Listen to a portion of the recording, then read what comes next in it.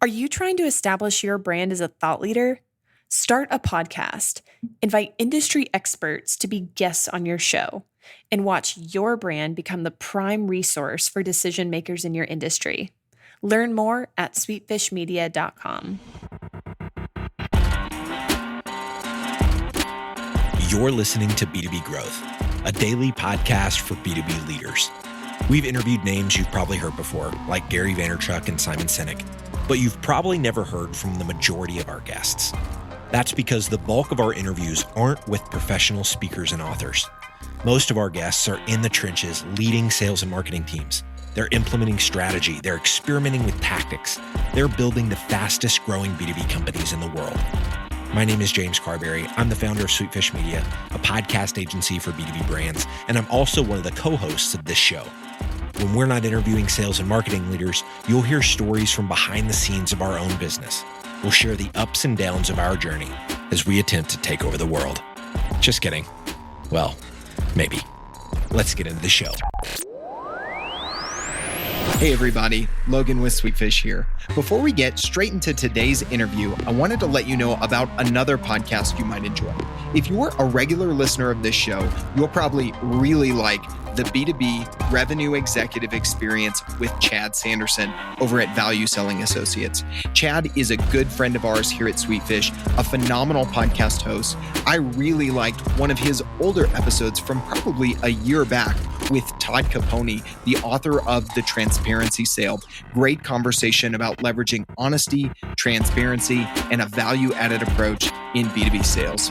Check out the B2B Revenue Executive Experience with Chad Sanderson on Apple Podcasts or anywhere you do your listening. All right, now let's really get into the show. Welcome back to B2B Growth. I'm Logan Lyles with Sweetfish Media. Today is another episode in our Behind the Curtain series where we share things that are going on behind the scenes here at Sweetfish, things that we're learning, things that we're going through as a team. And I am joined, as usual, on this series by our founder and CEO, my good buddy, James Carberry. James, how's it going today, man? It is going fantastic, dude. Living my best life over here. I love it, man. These are always some of the most fun episodes we get to do. I love doing them with you, man. Today, we're going to be talking about thought leadership. Folks are either going to be listening in or maybe rolling their eyes a bit. It seems like it's a hot topic these days. And it was something you and I were talking about this week as we analyzed our Chorus call recordings, which are, a grouping of our podcast interviews that we do here for B2B Growth and sales calls that we're having with prospective clients that are thinking about starting a podcast or running a podcast series on one of our collective shows like the B2B Sales Show or Crafting Culture.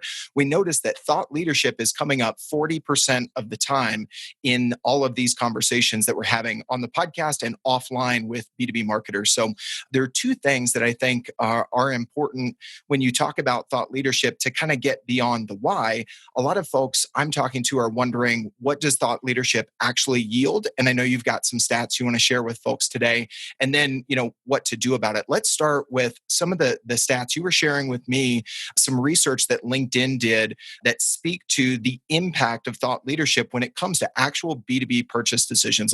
Let's dive in there, man. Yeah, so I actually read this report a while back and just resurfaced again because we're about to publish a blog post on this stuff. But LinkedIn a while back did a survey of 1,200 decision makers, and there's some really compelling insights that came out of it. The first one is that 55% of decision makers use thought leadership to vet an organization, which I thought was super interesting.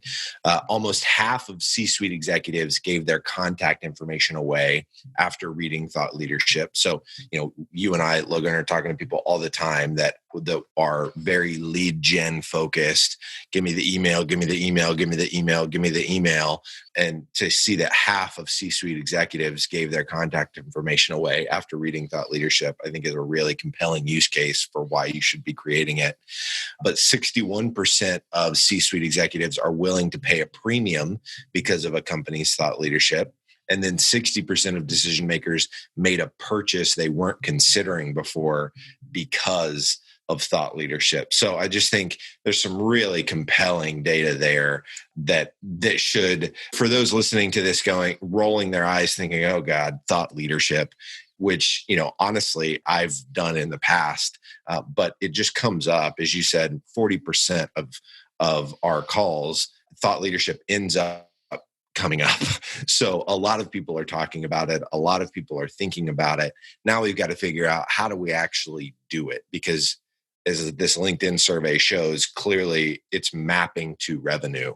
So I'm really excited to dive into this particular episode, because I think that a company CEO or someone from their executive leadership team is the ultimately very well suited to be the face of the company, the chief evangelist, if you will, the thought leader from that company. And unfortunately, CEOs and senior executives are insanely busy. And so we've actually come up with a list of 10 things, 10 ways that you, as the marketer listening to this, can actually come alongside your CEO or senior executive and help them create content or create content on their behalf, so that they are having to spend as little time as possible. Any thoughts that you have, Logan, before we dive into this list of 10 things? Yeah, I've got a couple things. That's the stat that was most interesting to me was almost half of C-suite executives being willing to give their contact information away, because a lot of the conversations I'm having with marketing leaders about how they would use their podcast or their podcast series, we have that conversation about, where does this fit between demand gen and brand awareness? And thought leadership is obviously more on that brand awareness side, but that is a pretty compelling stat that thought leadership and brand awareness leads to demand gen when folks are willing to give up their contact information, and specifically about half of them being senior level, C-suite level executives. So that was pretty telling to me, especially given the conversations I'm having day in and day out. And kind of what you touched on here, I think, is a common theme of specifically trying to set up your CEO or another senior level executive as that thought leader. I've kind of been saying, the face of the franchise.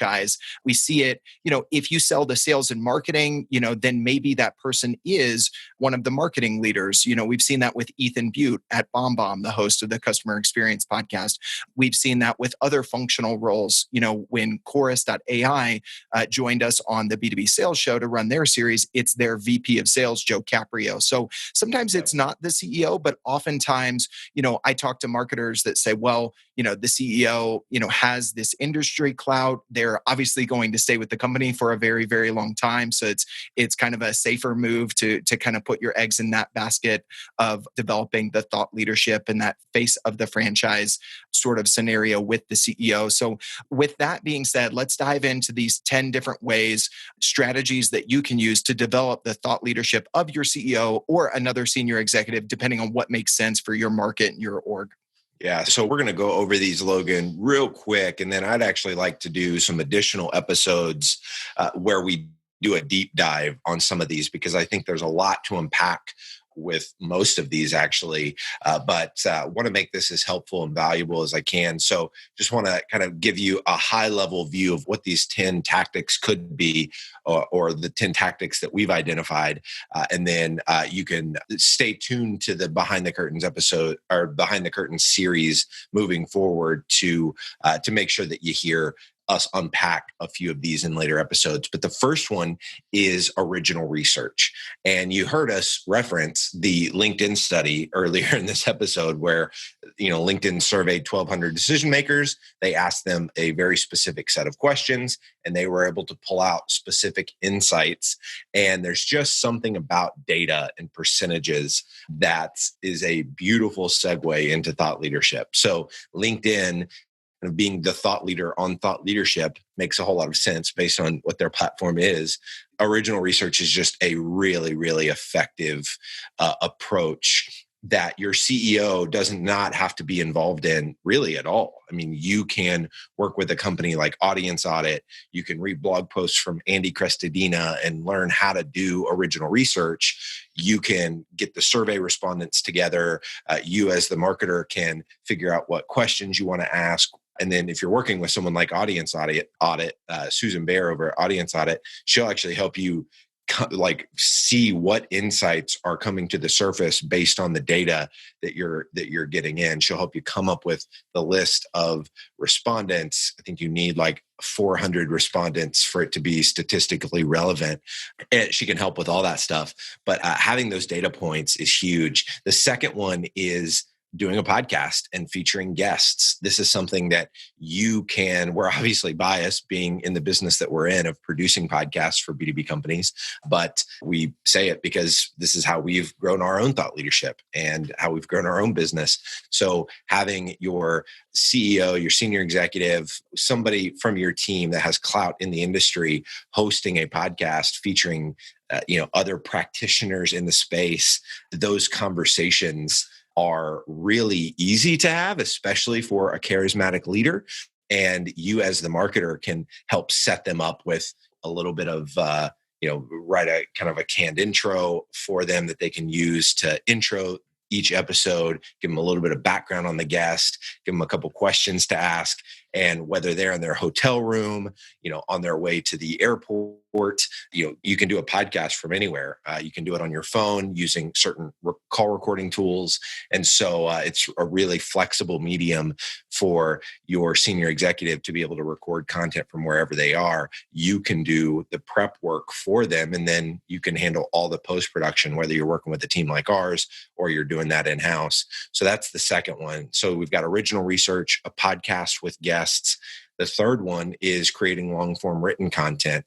And this becomes really easy, especially if you're doing number two. If you're doing number two, that's weird. If you're doing a podcast. And so you could take the audio content from that podcast, turn it into long-form written content, make sure that you are focusing that article on a specific keyword, and start to see the SEO benefit of that thought leadership content. That is something that we're starting to press into a lot more. We have not really fully utilized this in our own business, but I'm excited to start doing this in 2020. The fourth one is micro videos. So follow around your CEO and ask them questions. It doesn't have to be every day. Do it, one day a month. Follow your CEO around, have 5 or 6 questions that you ask them. See if you can get them to go to lunch with you while, one day that they're in the office that month, and pepper them with questions and get it on video. And then you can turn those videos into 1-2 minute videos that you can post on their LinkedIn profile. You can use embed into different blog posts that you're writing. It doesn't add a lot of lift for them, because a lot of the things that you're asking them about are things they're probably talking about in board meetings. They're talking about it with customers. These are things that they're very well versed on. They don't need to do a lot of prep. So I love asking questions like, what's a commonly held belief in our industry that you just passionately disagree with? I love asking CEOs questions about the founding of their business. So, hey, what's the story behind you starting the company? I love asking CEOs why they're passionate about the industry or the company. Getting them talking about something that is coming from a place of passion always makes for incredible content and especially great micro videos. Yeah, you make a really good point there, man, too. And we saw this to take the lift out of it. One of our customers, Ryan Kohler over at Applicant Pro, before he joined us in doing a series on our new show for the HR space, Craft and Culture, he had set out blocks of time once a month with his team where they just pepper him with questions, and they turn those into videos, posting those on YouTube. And so it didn't have to be, we need something this week and we have to corner the CEO. Just think about, can I do it once a quarter? Can I do it once a month? You'd be surprised from an hour and a half or 2-hour session that you probably get, once a month or a little bit less frequently than that with your CEO. And if you tee them up with, some great example questions like you've given us here, it can be very easy to create some compelling content. And I love what you're saying about starting from a place of passion, man. Yeah. The fifth one is LinkedIn. This platform, if you listen to Gary Vee at all, you're hearing Gary Vee go off on LinkedIn, and it's because it's true. Like, there's so much opportunity for organic reach on LinkedIn right now. It is absurd. I do not have a Gary Vee size audience whatsoever. And I'm seeing, 5, 10, 15,000 views on my LinkedIn content just by posting, 3 200 to 300 word text only LinkedIn status updates. I'm engaging with the comments that are coming in, and I'm using engagement groups, which are just message threads inside of LinkedIn to amplify the content. You can literally start an engagement group by just starting a text thread within LinkedIn, a message thread within LinkedIn with a bunch of people from your team, from your internal team, and say, hey, our CEO is going to start posting more on LinkedIn. We want everybody to engage with it when he does or when she does. And so we're going to post the link to his status update here. Anytime you see a message in this thread, click on the link, go engage with the post. And what that does, that engagement then tells LinkedIn that there's interest in this post.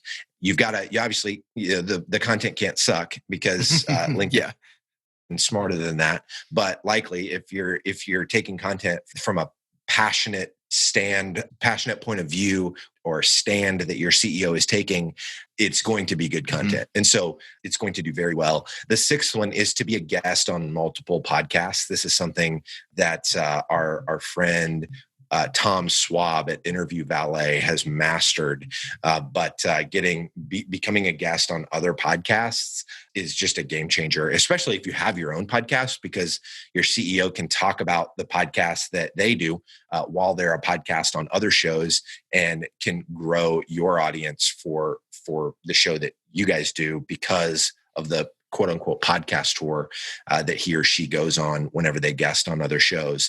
It's, they're being asked the questions, and the questions are not, earth shattering. They're likely questions, again, that these folks are talking about every day. So doesn't require a lot of prep, doesn't require a lot of work on behalf of your, on the part of your CEO. So it's a pretty lightweight way to create content that can then cascade into, you can turn those into written posts. If they do the call on Zoom, you can turn that into video content. Lots of things you can do with that. The seventh one is creating content with industry influencers, doing things like webinars, doing things like virtual summits. This is very good if you're more of a lead gen focused marketer and not so much brand marketer. But if you are, putting on events that are behind a gate, so to speak, and they're going to require people to sign up for that event. Similar to, I think I saw Sales Hackers doing a 2020 sales summit, and they've got 27 speakers that are speaking at this event. And I think to get access to that event, you have to sign up with your email. We've done this with master classes in the past. So we go out and feature content from industry influencers, and we put that content behind a gate. That content is very easily repurposed. Again, you can take that content, repurpose it into a LinkedIn post for your CEO. You can even share some of the videos from the influencers and have your CEO post it. So even though it's not your CEO in the content itself, it can be your CEO's take on what this particular influencer said. And so very, very easy, lightweight way to create content with your CEO. The eighth one seems like a really heavy lift, but it can actually be a lot easier than you think. And it's writing a book. Most CEOs I talk to have aspirations to write a book. They just say they don't have the time to do it. I actually worked with a company called Scribe. You can go to scribewriting.com to check them out. I think there's lots of service providers that do this kind of work, but you can actually write a book in a pretty easy fashion by working with a ghostwriter. You as the marketer can really help kind of outline what the book needs to be. I've seen a lot in the case of Drift, their former VP of marketing, I guess now he just recently left, but he actually co-wrote the book with their CEO, David Cancel. So the book Conversational Marketing. And then BombBomb, you mentioned Ethan Butte before. I don't think they use a service like Scribe, but Ethan did a lot of the heavy lifting on the actual writing of the book. Ethan's the marketer, the chief evangelist at the company. And who is Steve, their CMO? No? Yeah, he co-authored it with Steve Passanelli, their CMO. Another good example is Sangram. We talk about Sangram so much here, but he mentioned on an episode here on B2B Growth how being a host of their podcast, which, if you listen to the Flip My Funnel podcast, you'll know that, he doesn't host every single interview. So they found some ways to make that effective for him as a high-level executive at Terminus. but they took a lot of that content and it gave them the fodder for their new book, ABM is B2B. So, whether it's using a company like Scribe Media or looking at your podcast content or, co-authoring it between two executives, the lift can be lighter than what a lot of people think, to your earlier comment. Yeah, and it makes such a strong stance. It's something you can use for years and years and years down the road. I can bet, Ethan is going to be talking about rehumanize your business, 3, 4, 5 years from now.